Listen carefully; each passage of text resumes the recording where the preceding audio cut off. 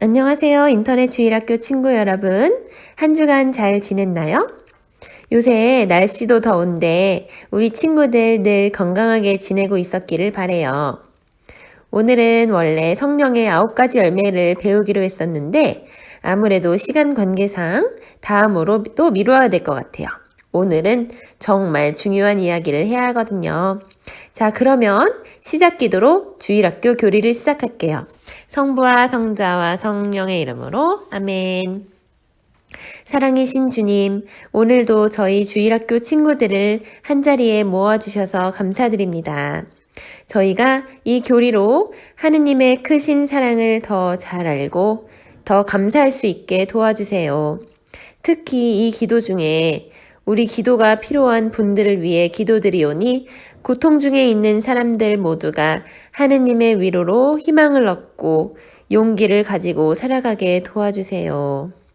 아멘. 성부와 성자와 성령의 이름으로 아멘. 자, 우리 친구들 오늘이 무슨 주일인지 아나요? 미사 시간에 들었다시피 오늘은 지극히 거룩하신 그리스도의 성체 성혈 대축일이에요. 말 그대로 성체, 즉 예수님의 몸, 성혈, 예수님의 피를 기념하는 날이에요. 이 날은 우리가 세 가지를 기억하는데 첫 번째가 예수님의 희생, 두 번째가 성체 성사, 세 번째가 성체 성혈 안에 계신 예수님이에요. 여기에서 잠깐 교회 전례력에 대해서 말해볼게요.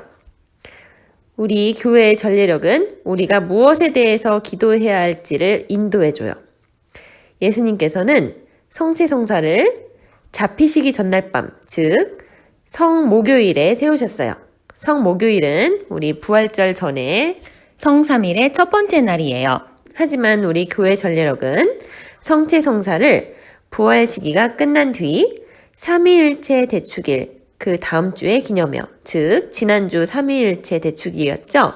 그래서 이번 주가 바로 성체성혈 대축일이에요. 성체성사 대축일이 삼위일체 대축일과 바로 앞뒤로 맞붙어 있는 것은 우연이 아니에요. 성체성사와 삼위일체의 신비가 아주 긴밀하게 연결되어 있기 때문이에요.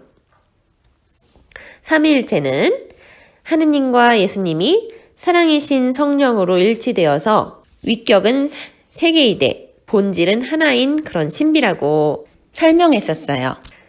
하느님과 예수님이 주고받는 성령, 즉 사랑의 본질은 아가페적인 사랑, 즉 자기 자신을 내어주는 사랑인데 더 설명을 하자면 하느님은 이 세상을 사랑하셔서 외아들인 예수님을 우리에게 주셨고 예수님은 하느님 사랑에 대한 응답으로 우리를 위해 목숨을 바쳐 희생하셨어요.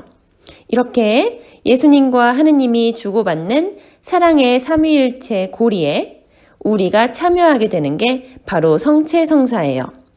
여기서 선생님이 요한복음 17장 21절을 읽어볼게요.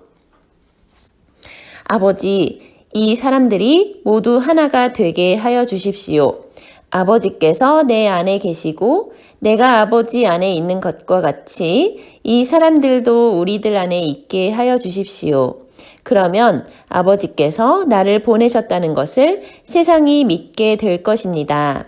자, 우리 친구들도 성체성사가 남의 일이 아니라 하느님과 예수님 간에 주고받는 사랑 계획에 우리가 참여하는 어마어마한 잔치라는 것을 이해할 수 있나요? 자, 그러면 이번에는 성체성사에 대해서 더 자세히 알아볼게요.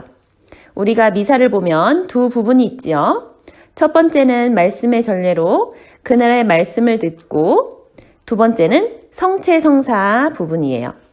성체성사는 예수님께서 잡히시기 전날 밤에 제자들과 나누신 최후의 만찬으로 되돌아가는 거예요. 그래서 미사 시간에 성체성사가 이루어질 때마다 우리는 예수님의 죽음과 부활을 기억하는 것이고 또 예수님의 몸과 피를 마실 때마다 예수님과 하나가 되고 하늘나라와 일치되는 거예요.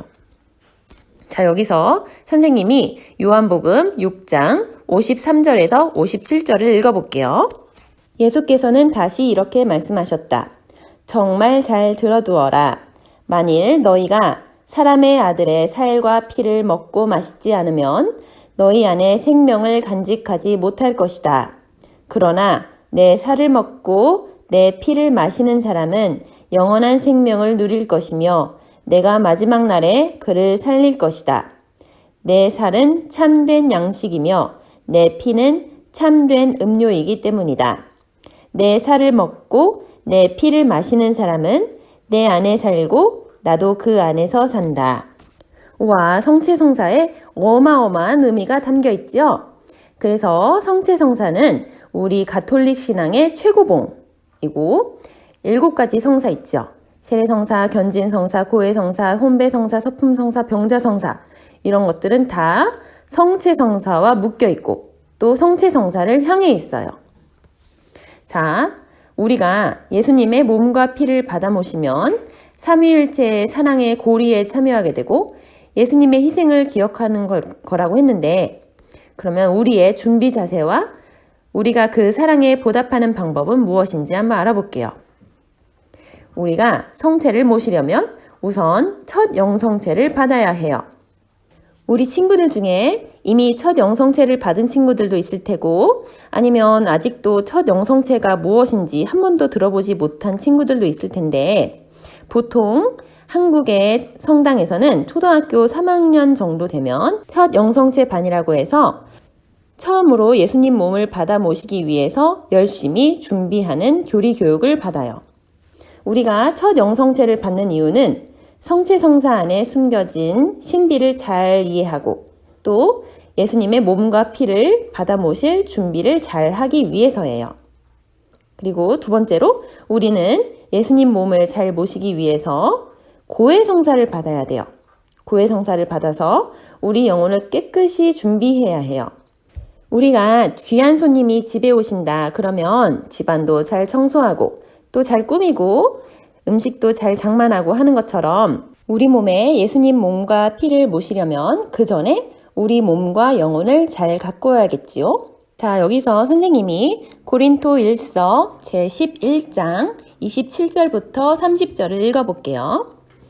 그러니 올바른 마음가짐 없이 그 빵을 먹거나 주님의 잔을 마시는 사람은 주님의 몸과 피를 모독하는 죄를 범하는 것입니다. 각 사람은 자신을 살피고 나서 그 빵을 먹고 그 잔을 마셔야 합니다. 주님의 몸이 의미하는 바를 깨닫지 못하고 먹고 마시는 사람은 그렇게 먹고 마심으로써 자기 자신을 단죄하는 것입니다. 여러분 중에 몸이 약한 자와 병든 자가 많고 죽은 자도 적지 않은 것은 이 때문입니다. 자, 바오로 사도께서 우리가 평소에 어떻게 성체를 모셨는지 되돌아보라고 하시네요. 자, 그리고 선생님이 또 고린토 1서 11장 26절 말씀을 읽어볼게요. 그러므로 여러분은 이 빵을 먹고 이 잔을 마실 때마다 주님의 죽음을 선포하고 이것을 주님께서 다시 오실 때까지 하십시오. 바오로 사도께서 우리에게 성체를 모신 다음에 무엇을 해야 되는지 알려주셨어요. 바로 우리는 예수님의 죽음과 부활을 선포해야 해요. 사실 미사의 의미는 파견이에요. 미사라는 단어의 의미는 파견인데 그래서 미사가 끝날 때 신부님께서 이제 미사가 끝났으니 가서 복음을 선포합시다 하고 말씀하시죠. 이게 바로 우리의 의무이자 예수님 사랑에 보답하는 길이에요. 자, 그러면 선생님이 오늘 세 번째로 기억하는 것이 성체 성혈 안에 살아계시는 예수님이라고 했어요. 사실 성체 성혈이 진짜로 예수님의 몸과 피라고 믿고 함부로 하지 않는 것이 우리 천주교의 확고한 믿음이에요. 그래서 신부님들이 그냥 밀가루 반죽이었던 빵이 예수님 몸으로 변한 뒤에는 그 빵을 감실, 즉 제대 뒤에 빨간불이 켜져 있는 작은 방에 모셔두고 신자들한테 예수님 몸을 다 나눠주신 다음에 남은 아주 작은 부스러기도 다 모아서 소중하게 모시는데 그 이유가 그 모두가 너무나 소중한 예수님의 몸이시기 때문이에요. 이 믿음은 그냥 전통에 따라서 무작정 믿는 게 아니라 성경에 바탕을 둔 확고한 믿음이에요. 마테오복음 26장 26절 그리고 마르코복음 14장 22절에 예수님 말씀이 똑같이 나와요. 받아 먹어라. 이것은 내 몸이다. 그런데 여기서 먹어라 할 때 그 동사가 히브리어로 씹어 먹는다라는 뜻을 가진 동사로 쓰여 있어요. 그래서 이 먹는다는 게 상징적인 게 아니라 진짜로 살을 먹는다는 의미예요. 선생님이 요한복음 6장 51절부터 52절을 읽어볼게요. 나는 하늘에서 내려온 살아있는 빵이다. 이 빵을 먹는 사람은 누구든지 영원히 살 것이다. 내가 줄 빵은 곧 나의 살이다. 세상은 그것으로 생명을 얻게 될 것이다. 하고 말씀하셨다. 유다인들이 이 말씀을 듣고 이 사람이 어떻게 자기 살을 우리에게 먹으라고 내어줄 수 있단 말인가 하며 서로 따졌다. 자, 유다인들은 히브리어를 알아들었지요. 그래서 예수님께서 내 살을 먹어라 하는 그 먹으라는 단어가 상징이 아니라 진짜로 예수님의 실제 살을 먹으라는 의미라는 것을 알아듣고 서로 논쟁을 했다고 나와요. 자, 이런 성경적인 배경으로 인해서 우리는 2000년이 흐른 지금까지도 성체성사에서 받아 모시는 예수님의 몸과 피가 정말로 살아계신 예수님의 몸과 피라고 믿는 거예요.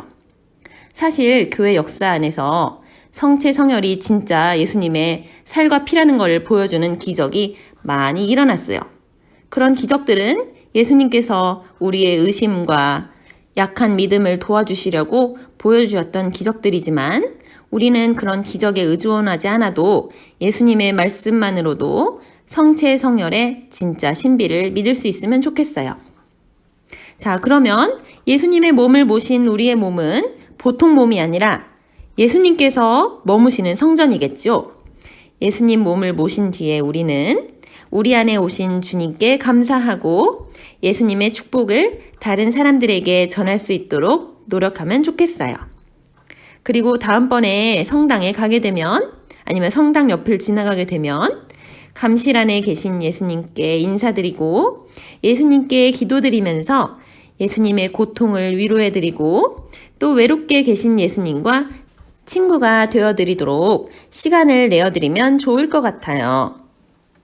자, 이번 주 금요일은 예수성심 대축일이고 토요일은 성모성심 기념일이에요. 그리고 6월은 예수성심 성월이에요. 예수성심, 성모성심 모두 성체성사와 관련해서 이해하고 배워야 할 게 많은데 오늘은 이미 시간이 많이 지났으니까 오늘의 교리는 여기까지 하고 다음 주에는 예수성심, 성모성심에 대해서 자세히 배워보고 그 다음 주에는 정말로 미뤄놓았던 성령의 9가지 열매에 대해서 배워볼게요. 그땐 또 그 다음 월요일이 성 베드로와 성 바오로 사도 대축일이라서 연관성이 있거든요. 우리 친구들 오늘 교리 많이 배웠나요? 선생님은 교리를 준비하면서 성체성사 안에 숨겨진 하느님의 크신 사랑에 놀라고 예수님의 희생에 더 감사하게 되었어요. 우리 친구들도 이번 교리를 통해서 미사 시간에 지루해하기보다는 각 미사 장면마다 어떤 의미가 있는지 되새기는 시간을 갖게 되면 좋을 것 같아요. 자, 그러면 오늘 교리는 여기까지 하고 마침 기도를 바치도록 할게요. 영광송 바칠게요. 영광이 성부와 성자와 성령께 처음과 같이 이제와 항상 영원히 아멘. 성부와 성자와 성령의 이름으로 아멘. 자, 오늘 교리 같이 들어줘서 고맙고 다음 주에 또 만나요. 안녕.